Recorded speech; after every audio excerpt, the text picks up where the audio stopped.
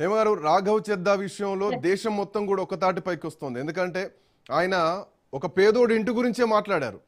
ఇక్కడ పాయింట్ ఏంటంటే, మీ గుర్తులో ఉన్నటువంటి చీపురు అవినీతిని, అక్రమాలను, చెడు రాజకీయాలను తీసేస్తారనుకుంటే, ఒక మంచి నిఖార్సైనటువంటి ప్రజల కోసం మాట్లాడేటువంటి నాయకులను చీపురుతో ఊడు చేస్తున్నారన్నది ఇక్కడ రాఘవ్ చెద్దా విషయంలో కనిపిస్తుంది.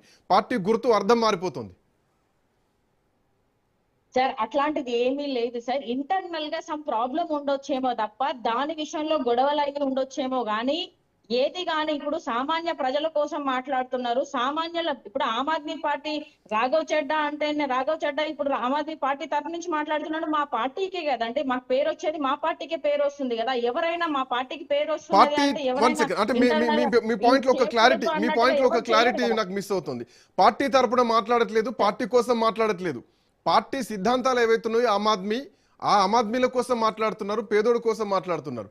పార్టీ మీద అంటే బీజేపీ ప్రభుత్వాన్ని తిట్టట్లేదు, ఆమ్ ఆద్మీ పార్టీని మోయట్లేదు, సో రాజకీయంగా మాట్లాడట్లేదు, ప్రజల కోసమే మాట్లాడుతున్నారు. ప్రజల కోసం మాట్లాడేటోడు మనకెందుకు, రాజకీయాలు మాట్లాడేటోడు కావాలా, సభల్లో మా పార్టీని మోసేవాళ్ళు కావాలా, ఎందుకు అరెస్ట్ చేశారని చెప్పేసి మాట్లాడలేదు, అరెస్ట్ మీద కనీసం రెస్పాండ్ అవ్వలేదు. సో పార్టీ లైన్, అసలు పార్టీ పేరు మీద ఎంపీగా ఉన్నారు తప్ప పార్టీలో యాక్టివ్గా లేరు కాబట్టి, ఈరోజు ప్రజల కోసం యాక్టివ్గా ఉన్నారు కాబట్టి సొంత ప్రొఫైల్ పెంచుకుంటున్నారు. రేపు పొద్దున దేశ రాజకీయాలకే రాఘవ్ చెద్దా వచ్చేటువంటి పరిస్థితులు ఉన్నాయి. ఇక్కడే నొక్కేయాలన్నటువంటి ఉద్దేశం కేజ్రీవాల్ దగ్గర కనిపించింది అన్నది ఈ ఎపిసోడ్లో తెలుస్తోంది. అట్లాంటిది ఇప్పుడు మనము అపోజిషన్ లో ఉండేసి ఏమైనా మాట్లాడతాం, ఏమైనా అర్థం చేసుకుంటాం. సరే అక్కడ జరిగే విషయాలు వాస్తవాలు ఏంటి మనకు తెలియనప్పుడు దాని గురించి డిస్కషన్ చేసి పెద్దగా చేయాల్సిన అవసరం లేదు. ఏదేమైనప్పటికీ కానీ రాఘవ్ చెడ్డా ఆమ్ ఆద్మీ పార్టీలో ఉన్నారు కాబట్టి ఆమ్ ఆద్మీ పార్టీకే పేరుస్తుంది. సామాన్యుడి గురించి ఆమ్ ఆద్మీ అనేది సామాన్యుడి గురించి మాట్లాడాలి అనేది మా పార్టీ చెప్తుంది. మా పార్టీ సిద్ధాంతం అదే. హెల్త్, ఎడ్యుకేషన్, అలాగే సామాన్యుడి గురించే మాట్లాడుతున్నాడు, సామాన్యుడి గురించే తను పనిచేస్తున్నాడు. అది చెయ్యాలి అనేది పార్టీలో కూడా చెప్తూ ఉంటారు. కానీ పర్సనల్ గా ఏదైనా ఉన్నప్పుడు దానికి లింక్ చేస్తూ ఉంటారు. ఎవరికైనా కోపం ఉన్నప్పుడు దాన్ని లింక్ చేయడంలో మనుషుల యొక్క హ్యుమానిటీ అలానే ఉంటుంది. అది వేరే ఉండొచ్చు అని చెప్పేసి మనం ఎందుకు అనుకోకూడదు. తను తొక్కేస్తున్నారని మనం అనుకొని ఇక్కడ తను వచ్చేసి పర్సనల్ ఖర్చు పెట్టుకొని ఏమైనా మాట్లాడి ఉండొచ్చేమో. అంతకుమించి వచ్చేసి ఏ పార్టీ సిద్ధాంతాలకు ఎవరైనా ఖచ్చితంగా కట్టుబడి ఉంటారు, పార్టీ గురించే మాట్లాడుతున్నారు. ఎవరు కానీ తనను వచ్చేసి ఈ రోజు వరకు ఇన్ని సంవత్సరాలు ఉన్నప్పటికీ కూడా ఈ రోజు వరకు ఎవరు ఏమనలేదు. ఈ రోజున వచ్చేసి తను పార్టీ సిద్ధాంతాలలో అట్లనే సామాన్యుడి గురించి మాట్లాడుతున్నారు.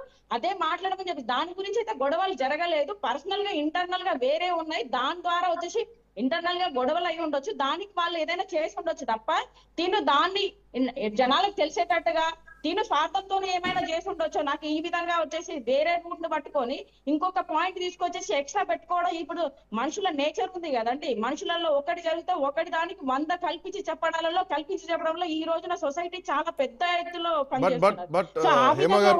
హేమగారు, జనరల్ గా మీరు మాట్లాడడానికి ఓకే ఇవి పనిచేస్తాయేమో కానీ ఈ పొలిటికల్ విషయంలో మాత్రం అసలు ఎక్కడ సింక్ అవ్వట్లేదని నా పాయింట్. అంటే ఎందుకంటున్నానంటే, రామోహన్ రావు గారు, ఇట్లాంటి గొంతు ఆగిపోయింది. పూర్తిగా అణిచివేసేటువంటి శక్తులు కూడా వస్తాయి. రేపొద్దున కార్పొరేట్ శక్తులు వస్తాయి, కార్పొరేట్ గద్దలు వస్తాయి. ఈ మనిషి ఎదిగితే రేపొద్దున అందరికీ నష్టమే అని చెప్పేసి అందరూ కూటమయ్యేటువంటి అవకాశం ఉంది. ఎందుకంటే అట్లాంటి నాయకులు అరుదుగా వస్తూ ఉంటారు, రాజకీయాల్లో కనుమరుగవుతూ ఉంటారు, వాళ్ళని తొక్కేస్తూ ఉంటారు. సో రాఘవ్ చెద్దాని ఎవరు ఓన్ చేసుకున్నా వాళ్ళకే నష్టం అన్నది ఈ సిచ్యువేషన్ తోటి కనిపిస్తోంది. ఈయన సొంత ఎజెండాతో పోయినా కానీ ఎదగనిచ్చేటువంటి పరిస్థితులు ఉంటాయా? ఎందుకంటే కార్పొరేట్సే నడిపిస్తారు పాలిటిక్స్ ని, మనం స్పెషల్ గా చెప్పాల్సినటువంటి అవసరం లేదు. ఇప్పుడు 3 జరిగినాయి. మీరు అన్నట్టే కార్పొరేట్లే ఈ మొత్తం మీద ఆయన పదవిని తీసేయించారు. నేను చెప్పాను సురేష్ ప్రభు ఉదాహరణ చెప్పాను. ఆయన విద్యుత్